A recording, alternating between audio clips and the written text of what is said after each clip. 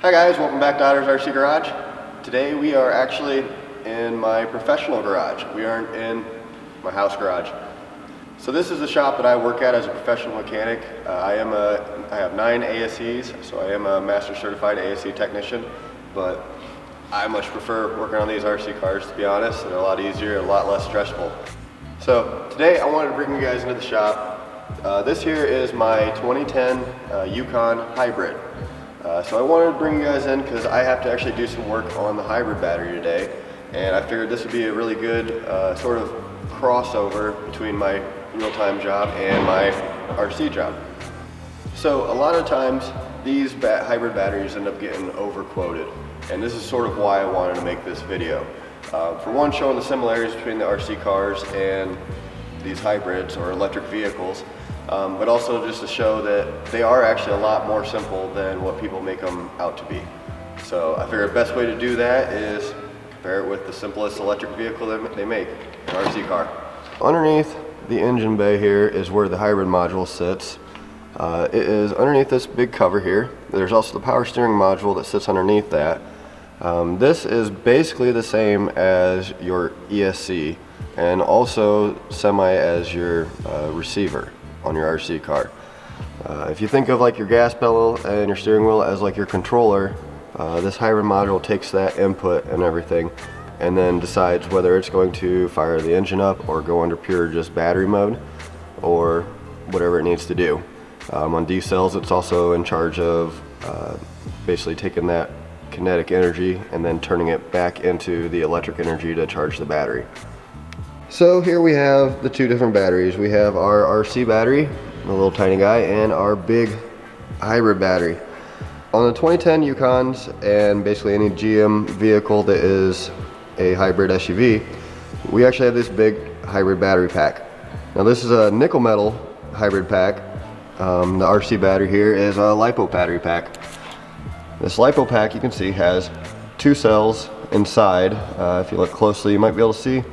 But there's 2 cells in there that are flat cells, LiPo cells, and they sit right on top of each other and are ran in series to make the 7.4 volt that these are rated at.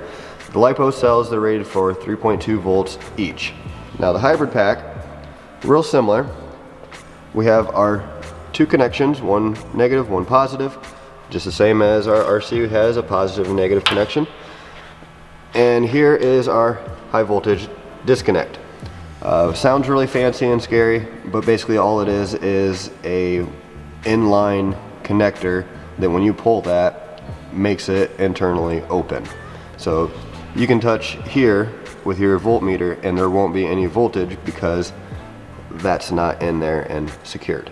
On this side we have our connector, which basically just runs to the battery energy module, which is inside of there, and that runs the cooling fan for inside and tells what voltage everything is at, and basically acts like your ESC for your smart RCs that will actually tell you what your battery voltage is at and everything.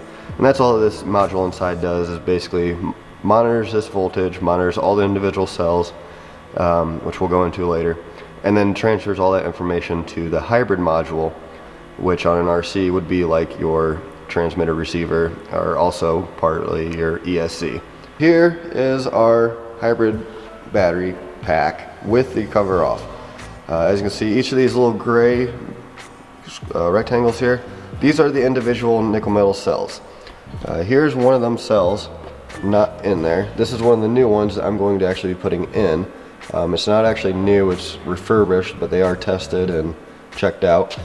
These cells are made by Panasonic actually, and these whole entire batteries are made by Panasonic.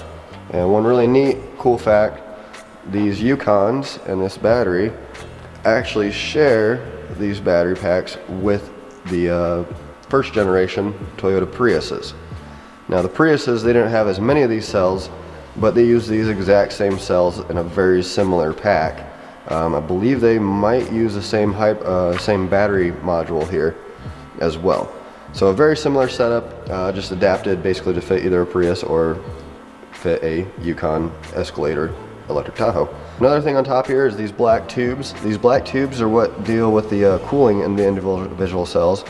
They get sucked all the way over to this fan here, which then gets shoved out through this hole and out the bottom of the car, and that's how it deals with its cooling. Now that battery energy module there is what kicks on and tells that fan, hey, it's too hot in here, we need some cooling.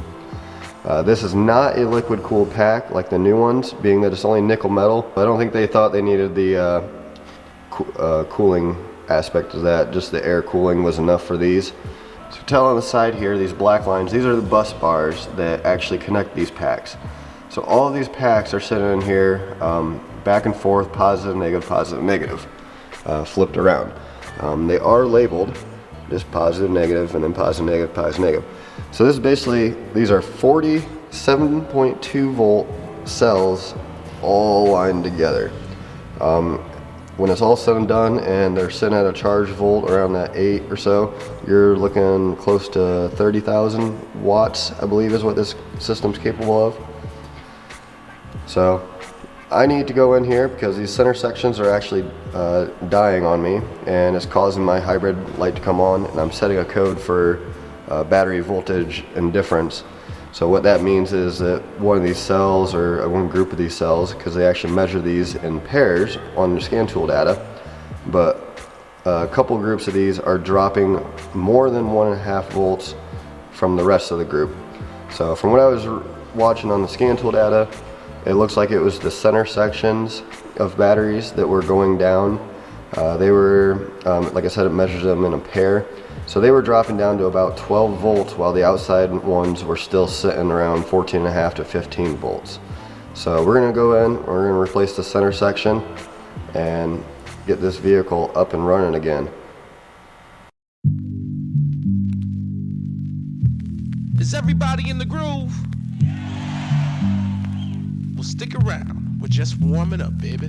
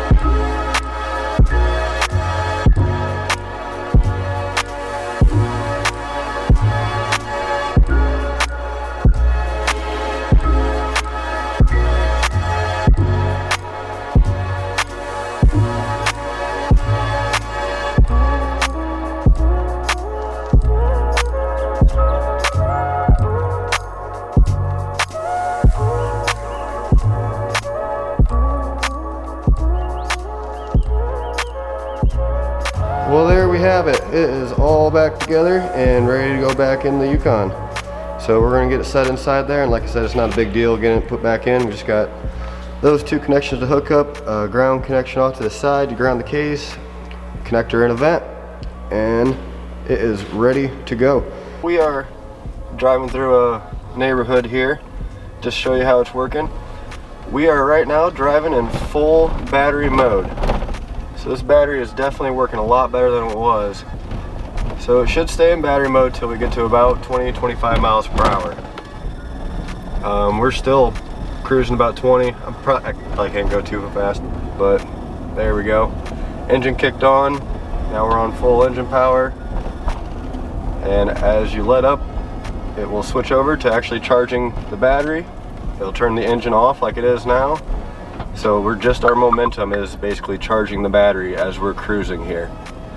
And once we go back to give it a little bit of gas, it'll go into battery mode until it needs to. Once we deplete the whole battery down, then the engine will kick on. There it goes. And we're cruising. So we're doing real good. Don't mind the beeps. That's just because we don't have our seatbelts on here in the park or in the subdivision. But this thing is driving around great. No hybrid light anymore. No check engine light or anything. And running smooth as can be. So a little bit different from what we normally do on this channel, but I figure you guys would like to see this. Also maybe makes electric vehicles a little bit less scary. But make sure you guys like, make sure you guys subscribe, and we'll see you guys next week.